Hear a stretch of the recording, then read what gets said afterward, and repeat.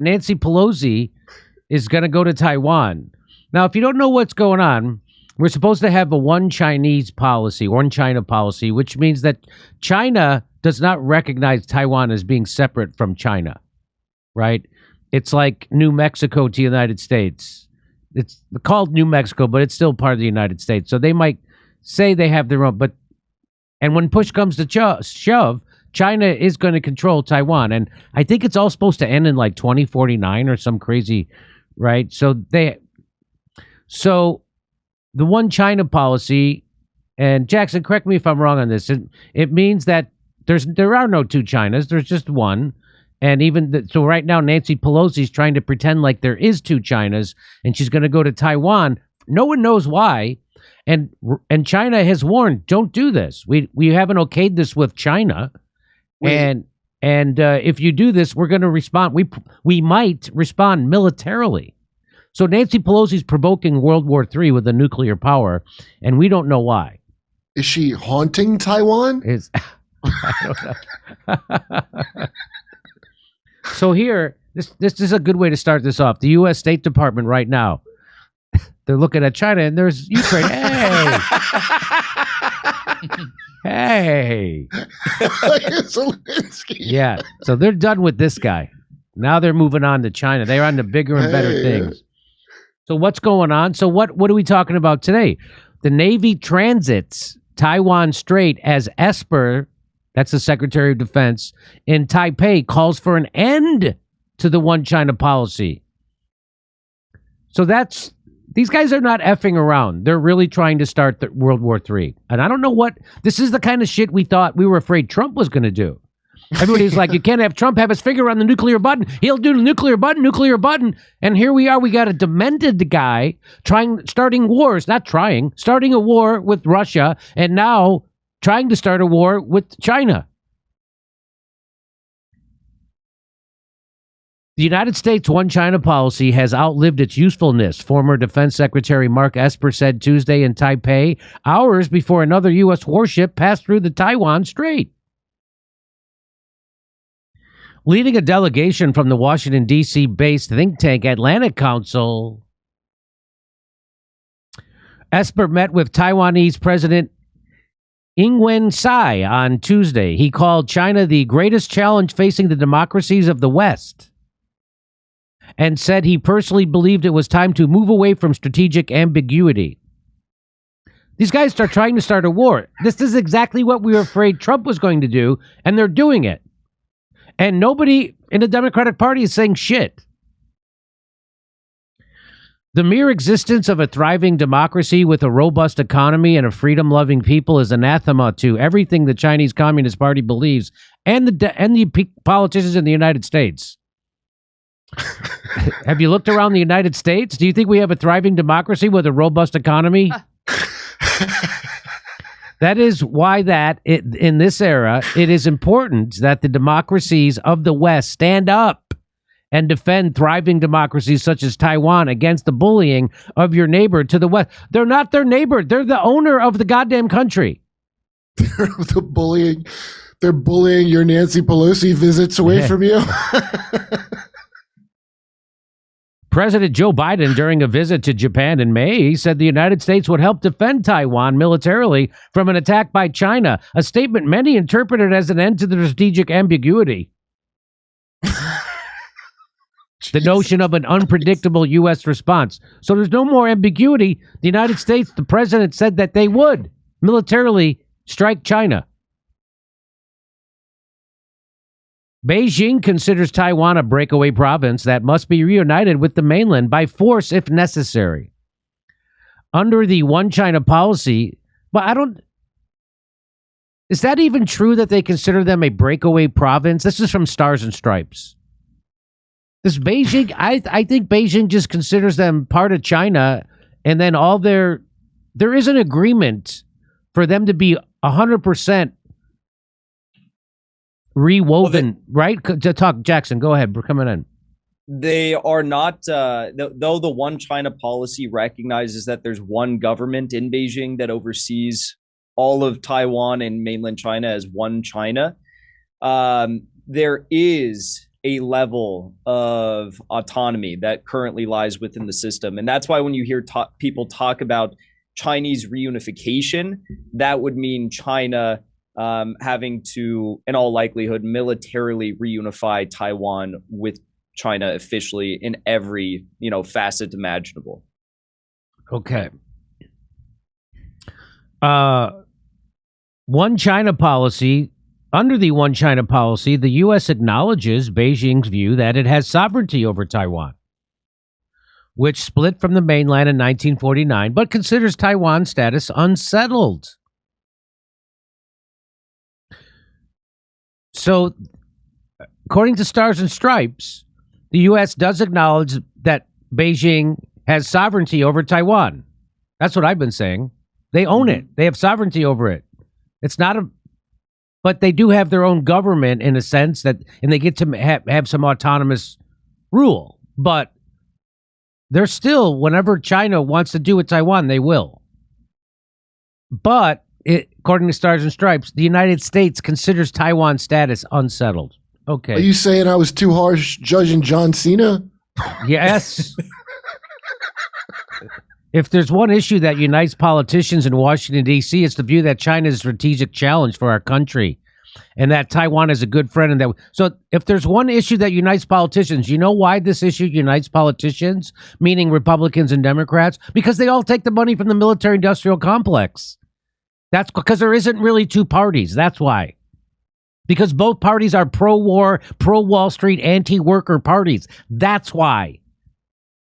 That's why. That's why that's why this unites them. China responded to Esper's comments the same day. So this unites both parties the same way Medicare for All unites both parties. They both come together to screw you out of it. And now they're both coming together to start a world war. Do you understand there aren't two parties? Right now, Joe Biden is finishing Trump's wall in Arizona. There aren't two parties.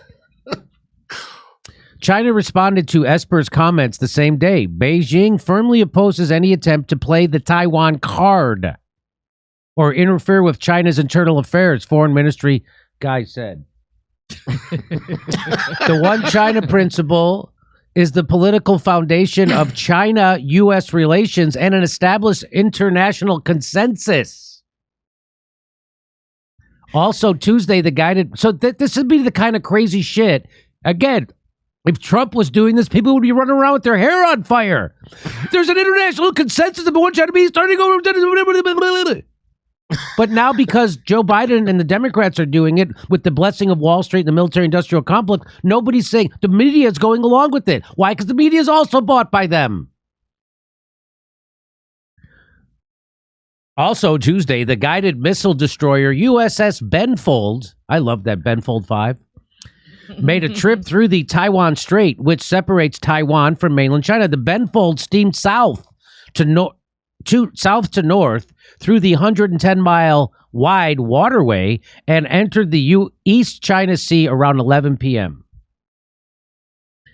The Benfold made 2 demonstrations in the South China Sea prior to passing through the Taiwan Strait. It seemed okay. So they're provoking. They're doing provocative shit. Both island chains are claimed in full by China, Taiwan, and Vietnam, and the freedom of navigation operations were meant to... So, okay. So Pelosi to visit Taiwan, local media say, despite China's warnings. So she's going. Do you have any... What is your latest you have on this? You say she's going tonight, right? I've heard that she is expected to arrive in Taipei around 10 p.m. Taipei time, I believe, and on Tuesday. So that would be like... Was that like 3 a.m. Pacific time or something around that our time? Hey, Suri, what time is it in Taipei? So it is 6:38 a.m. So how many hours? That's like 12 plus. They're 12 plus 3. That's 15. Are they 15 hours ahead of us? So if she's supposed to land at 10 p.m. Tuesday in Taipei, that would be tonight here, right? I don't know how to do math. I can't do math. I didn't study my algebra before coming on the Jimmy Dore show. I am. It is 15 hours. So I've just been confirmed by Misha, but that's a Russian name, so I don't think you can trust her. Here's what this guy says. This is Secretary of State, right? Here we go. This is Antony Blinken, right? The speaker does decide to visit, and China tries to create some kind of crisis or otherwise escalate tensions, that would be entirely on Beijing. We are looking for the. So if you don't know what he's saying, he's trying to blame the start of this war that they're trying to start by going to Taiwan and doing all that shit with the Benfold and the ships and the straits and the things. He's trying to say this is China's fault if a war starts. Believe me, if Trump was doing this, people would be screaming bloody murder. Pelosi is so arrogant and militaristic that she's willing to risk war to score political points against China. All for a needless trip to Taiwan, which will accomplish nothing. The U.S. elite is sociopathic, and that's from Danny Heifong, and he's right. Michael Tracy says this whole Pelosi-Taiwan saga has to be one of the most asinine foreign policy moves in years. She really just decided to contrive a crisis out of nowhere. That's right. You know why? Why do you think they're doing that? Why do you think they're contriving a crisis out of nowhere? Because the Democratic Party and Joe Biden knows they're not going to deliver anything for you legislatively. So they have to keep you shitting your pants over war and Russia and China. And that's it. That's all they got. And here is Nancy Pelosi's visit to Taiwan is expected to cost taxpayers over $90 million just for security. All this for her to get a private tour of the NVIDIA chip factory after she purchased millions of shares using insider information. I think an important thing to point out with this story too, Caitlin Johnstone made this point, is best case scenario, we're going to have an escalation in the new Cold War that we've never seen before, dramatic escalation. Worst case scenario, it's going to be, we can't even imagine. It would be mutual assured nuclear destruction. But like, the best case scenario is not good. All for what? Nothing. And Bernie Sanders totally on board with all this, right? He's not saying shit. I haven't heard him say. I haven't heard any. Ro Khanna, you played that video the other day of Ro Khanna coming out and applauding Pelosi for starting this. Is someone going to leave Zelensky a note, or is he going to have to read about it in the trades in the morning? We found a new. There's a new Taiwan in town. Bernie Sanders, nope, nothing about this. I'm got his Twitter feed. Nope, nothing about this. I mean, I'm only going back 2 days. So good for you, Bernie. Again, bowing down and sucking off imperialism. Way to go. I hope I'm wrong. I hope that he has been speaking out about this. He just hasn't done so in the last 2 days. I hope I'm wrong. But it'd be pretty consistent that Bernie Sanders is carrying water for imperialism, like he has been. Now, Jackson, do you? do you have any other motivation for Nancy Pelosi doing this, but to distract everybody from how shitty of a job the Democrats are doing? Well, the State Department has been gunning up for a war against China for quite some time, and the CIA has been as well. 10 years ago, Barack Obama announced the Asia pivot, in which we were, as the United States, going to be increasing our military, stations across the Asia Pacific in an effort to try and provoke China into what I think is now going to happen. I mean, who knows? We could see reunification begin to take place tonight. The world could change forever starting tonight because Pelosi's going to Taiwan. Pelosi didn't decide to do this out of nowhere. This was signed off on by the, whoever you think of when you think of those who are in control of the deep state agenda, those who crafted this war against Russia with Ukraine. They are behind this as well. And I don't see them stopping. China just came out today and issued a warning saying we will not stand idly by.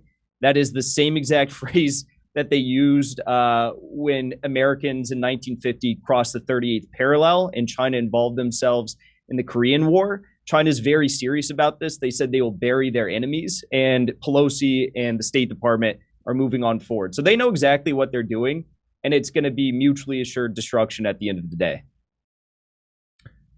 They're not. I mean, there's no way to overstate what they're doing. This is the unbelievably. This is and these are the people Chomsky told you had to vote for if you were afraid of a nuclear war. The guys who keep trying to start a nuclear war. Now that shows you about how good Chomsky's voting advice is. It's shitty, and it's been shitty for 50 years because he always tells you to vote for the Democrat. And here we are. You're going to keep voting for Democrats, Chomsky? I bet he will. He'll do it as the mushroom cloud flies over his head. He'll say, "Vote blue if you're moral. If you're moral." So that's where we're at right now. And wonder when Chomsky's going to say, "I was wrong. I was 100% wrong." And you're right. There was no lesser of two evil there. In fact, there's a guy who's starting if he starts a nuclear war with China, I think we know that Joe Biden was not the lesser of two evil. I don't know. I just think that's the way it's got to go. That's how you keep score. What? Nuclear war or no nuclear war? Go ahead, Kurt. How come we did all of our virus stuff there? I don't understand why we're still in a war. And also they handle our dangerous virus research. Like, how does that work? So this is all about economics. So I don't know what they think. So the only thing I don't know what they think they're going to do to China, just like what they tried to do to Russia, and it totally backfired. Russia, the ruble is stronger than ever, and it's the Americans that are experiencing record high inflation, horrible economy, high gas prices, all that stuff. And same thing with Europe. So I don't know what they're going to try to do to China, except maybe sell a couple of $100 billion more in weapons so we could pretend fight them. I don't know what they're doing. But this is exactly the thing that they were afraid Trump would do. And now the Biden administration is doing it at the top of their lungs, along in concert with Nancy Pelosi. This is the Democrats saber rattling with a nuclear power, provoking a nuclear war. And I would love to debate anybody about, is the Democrats really the peace party? Is that really, if you voted for Joe Biden, were you voting for peace? I'll debate anybody. Nobody will debate me on that. Go ahead. And I'm dumb. I'm really easy to beat in a debate. It's crazy. And the other thing is, you hear people within the State Department and the DOD say that they want to work to push China and Russia apart. They don't want them, co-joining against the United States and the collective West. What do they think is going to happen when they start a war with China while they're already in the middle of a proxy war with Russia? China can produce enough drones to make the sky go black above Ukraine if they wanted to. This is not going to go well. China's been building up their defensive capabilities in this region on the Eastern Theater for years, and we're playing on their home court. This is not. And when I say that the world could literally change tonight when Pelosi tries to land in Taiwan, I'm 100% serious in that the world will forever change. It's just a matter of how much. But this is very serious stuff. Because we will know ghosts are real. So Pelosi's the ghost of Taiwan. There's no more ghosts of Kiev. She's the ghost of Taiwan. There's a headline right now in the Huffington Post that Bin Laden's, you remember Osama Bin Laden, the guy we killed 12 years ago? Oh, yeah. So there's a headline in the Huffington Post that they just killed his successor and Biden's going to give a speech tonight. Do you see what's going on? Does anyone give a fuck about Osama bin Laden's successor? Because I certainly don't. Do you give a fuck about it? I bet you don't. But they want you to think about it because they don't want you thinking about how shitty of a job they're doing at home here in the United States. You still don't have a living wage. You still don't have debt relief. You still don't have health care that doesn't drive you bankrupt. We still are spending trillions of dollars doing this shit. And people are living under every bridge. We still have half the country can't afford a $500 emergency. They don't want you to pay attention to any of that because they're not going to do anything about it. They want you to talk about Osama bin Laden's second in command. They killed him. Woohoo! half of LA is people in the street that look like Osama bin Laden now. It's gotten that bad. That's how bad it is. Hey, we're doing live stand-up comedy coming to your town, Indianapolis, Louisville, Cincinnati, Tulsa, Oklahoma City, Detroit, Rochester. Go to jimmydorecomedy.com for a link for all the tickets for all our dates. See you in Denver, too.